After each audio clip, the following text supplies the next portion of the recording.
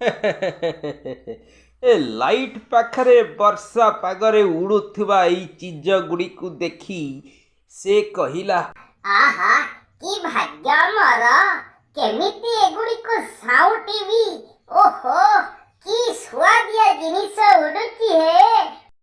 ଆପଣ କହିଲେ ଦେଖି ଏଗୁଡ଼ିକ କ'ଣ? ବର୍ଷା ହେଲେ ଘର ଭିତରକୁ ବି ଏଗୁଡ଼ା ଉଡ଼ି ଉଡ଼ି ପଶି ଆସନ୍ତି, ଲାଇଟ୍ ଚାରିକଡ଼େ ଉଡ଼ି ବୁଲନ୍ତି। କ'ଣ ଏଗୁଡ଼ିକ? ଆରେ ୟାର, ଏଗୁଡ଼ିକୁ ପରା କଲେଇ କହନ୍ତି, ଝଡ଼ିପୋକ ବି କହନ୍ତି। ହେଲେ ୟାର ଇଂଲିଶ ନେମ୍ କ'ଣ ଜାଣିଛନ୍ତି ନା? ୟାର ଇଂଲିଶ ନେମ୍ଟା ହେଉଛି ଟର୍ମିଟ୍। ଟର୍ମିଟ୍। ଅନେକ ଲୋକ ୟାକୁ ଭାଜିକି ଚାଉଳ ଭଜା ସାଙ୍ଗରେ ଖାଆନ୍ତି। ଚାଉଳ ଭଜା ସାଙ୍ଗରେ ୟାର ସୁଆଦ ଭାରି ବଢ଼ିଆ। କାହିଁକି ଜାଣିଛନ୍ତି?